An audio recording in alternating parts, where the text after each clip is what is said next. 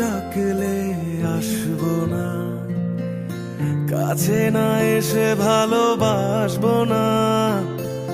দূরত্ব কি ভালোবাসা বাড়ায়, নাকি চলে যাওয়ার বাহানা বানায়?